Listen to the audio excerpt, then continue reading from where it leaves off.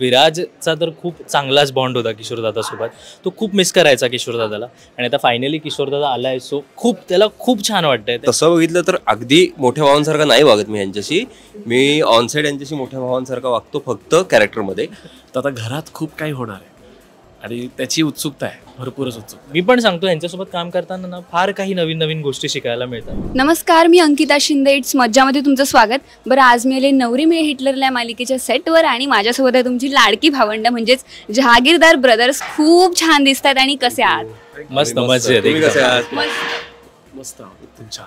बरं, लुक खूप वेगळा आहे पण ते फेटे सेम आहेत. सो साधारण तिघांपैकी कुणाला जास्त वेळ लागला तयार व्हायला?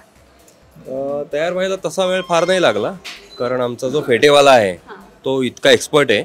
त्यांनी हार्डली 3-1 मिनिटात फेटा बांधला. 3-4 मिनिटात प्रत्येकाचा फेटा बांधला. त्यामुळे आम्ही पटकन रेडी झालो. मोजून आम्हाला 10 मिनिटं लागतात रेडी व्हायला. रेडी हो. अगदीच. पण ना, आधीपासून प्रमोद म्हणा किंवा विराज म्हणा हे लोकांना माहित होते आणि यांचा तिसरा मोठा भाऊ कधी येणार याची उत्सुकता होती. सो फायनली तुमचा मोठा भाऊ आलेला आहे. सो काय सांगाल, किती एक्सायटेड आहात आणि कसा बॉन्ड झाला? विराजचा तर खूप चांगलाच बॉन्ड होता किशोरदादासोबत. तो खूप मिस करायचा किशोरदादाला आणि आता फायनली किशोरदादा आलाय, सो त्याला खूप छान वाटतंय. त्याला इतका अफाट आनंद झालाय ना की तो जेव्हाही त्याला बघतो त्याला वाटतं वा वा वा, आता मी एका कम्फर्ट झोनमध्ये आलो. सो असं प्रसाद ही जसा आलाय सिरियलमध्ये और किशोर दोघेही खूप चांगले आहेत. आम्ही खूप लगेच जेलप झालो. खूप मस्त आमचा बॉन्ड झालाय आता आणि खूप धमाल मजा येते एकदम. अगदीच. आणि प्रमोदची काय भूमिका आहे? प्रमोदचं किशोर सोबत कसं नातं आहे? प्रमोदची आणि किशोरची जशी भूमिका आहे की एक बघायला गेलं तर म्हणजे मी मधला भाऊ आहे. म्हणजे तर मला घरातला एक आम्हाला एक प्रोटोकॉल आहे की लाईक आम्हाला किशोरचं नाव हे घरात घ्यायचं नाही आहे अजिबात. कारण किशोरकडून आधी काही चुका झाल्यात. म्हणजे आता ती चुका नाही म्हणता येणार. खरं तर त्याचं एक परसेप्शन होतं, घरच्यांचं एक परसेप्शन होतं. त्याला काहीतरी स्वतःचा बिझनेस डेव्हलप करायचा होता किंवा इथल्या गोष्टी पटत नव्हत्या. एजी जी काही करतात ते परफेक्शन सांगू. तर मग त्यानुसार तो बाहेर गेला आणि नंतर परत बऱ्याच वर्षांनी तो आता आलाय. त्यामुळे तो आल्यानंतर पण तो आता तुम्ही बघितलं असेल एपिसोडमध्ये रिसेंटली की धमाल एंट्री झालेली वगैरे. तर आता घरात खूप काही होणार आहे आणि त्याची उत्सुकता आहे, भरपूरच उत्सुकता आहे. मालिकेत काय झालं ते आम्ही बघितलंच, पण आता सुद्धा मोठ्या भावासारखं सगळंच नको सांगू असं म्हणालास. सो साधारणतः मोठ्या भावासारखाच आहेस या दोघांसोबत, म्हणजे तसाच बॉन्ड झाला दोघांसोबत? हो, अगदी अगदी अगदी. म्हणजे तसं बघितलं तर अगदी मोठ्या भावांसारखा नाही वागत मी यांच्याशी. मी ऑनसाईड यांच्याशी मोठ्या भावांसारखा वागतो, फक्त कॅरेक्टरमध्ये. पण बाकी आम्ही सगळे एकाच वयाचे असल्यासारखं वागतो. हा सगळ्यात खरा लहान आहे आमच्यापेक्षा, शेंडेफळ म्हणतो ना आपण तसा. पण खूप मजा येते. आमच्या तिघांचा बॉन्ड ऍक्च्युली 1-2 दिवसामध्ये इतका, मी म्हटलं ना मगाशी, इतका सुंदर झालाय ना बॉन्ड की आम्हाला आता काही वेगळं असं, म्हणजे इव्हन ह्याच्यामध्ये पण टेकमध्ये सुद्धा ना न बोलता कळतं पटकन. आणि ते ऑर्गॅनिक वे नाही, म्हणजे काही असं काही इंटेन्शन नाही किंवा काही नाही, नॅचरल वे ते जस्ट सगळे जेलप झालं. येस.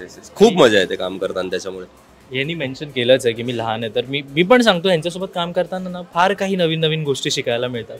एक यांचा एक्सपिरियन्स कुठेतरी काउंट होतो त्याच्यामध्ये आणि त्याच्यामुळे माझी जी जर्नी आहे ती हे माझ्यासाठी खूप सिम्पल करतायत. सो ते पण हेल्प होते मला कुठेतरी त्या गोष्टीची. अगदीच. पण सिबलिंग्स मध्ये ना एक असा सिबलिंग असतो ज्याला वेगळं काहीतरी करायचं असतं आणि ज्याच्यामुळे सगळं कायापालट होतं आणि तो आहे. सॉरी, मी तेच म्हणणार होतो. ऍक्च्युली लहान मुलं काहीतरी वेगळं करतात, पण इथे मोठा भाऊ काहीतरी वेगळं करणार. मी त्या दोघांचं अजून नाही आलेलं डोक्यामध्ये, पण येईल पुढे, ते पण येईल. पण हा माझ्या बरोबर असणार आहे कायम.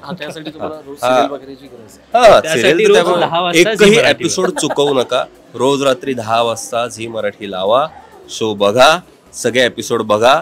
आम्ही तिघं एकत्र आहोत आता, पण मी काय करणार आहे तुम्हाला पुढे पुढे पुढे कळत जाईल. अगदीच. पण शेवटचा प्रश्न, एरवी हे दोघे जण एजंटचा ओरडा खात असतात, काही चुका झाली की ते यांच्यावर येतं, पण आता कुठेतरी किशोर आले त्यामुळे तुम्हाला फ्री झाले का की अर्धा ओरडा त्याला पडेल किंवा थोडंसं बॅलन्स होईल काहीतरी?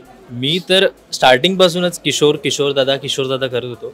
आता किशोरदादा आल्यापासून ना माझ्यासमोर एक वॉल उभी राहिली की आता एजे काही बोलणार, मी किशोरदादाच्या मागे जाऊन लपणार की तू हँडल कर. आता माझं हे झालंय पूर्ण सिरियलमध्ये. सो मला खूप चांगलं वाटतंय की तो आलाय आणि आता कुठेतरी तो मोठ्या भावासारखं मला प्रोटेक्ट करेल ह्याची मला खात्री आहे. आणि आम्ही सुद्धा उत्सुक आहोत की मालिकेत पुढे काय होतंय. Thank you so much. खूप छान वाटलं गप्पा मारून. फार वेळ घेत नाही कारण तुम्हालाही शूट करायचं आहे. थँक्यू सो मच आणि खूप साऱ्या शुभेच्छा. थँक्यू. मराठी चित्रपटसृष्टीतील लेटेस्ट अपडेट्स आणि गॉसिपसाठी आमच्या चॅनेलला सबस्क्राईब करा आणि बेल आयकॉन दाबायला विसरू नका.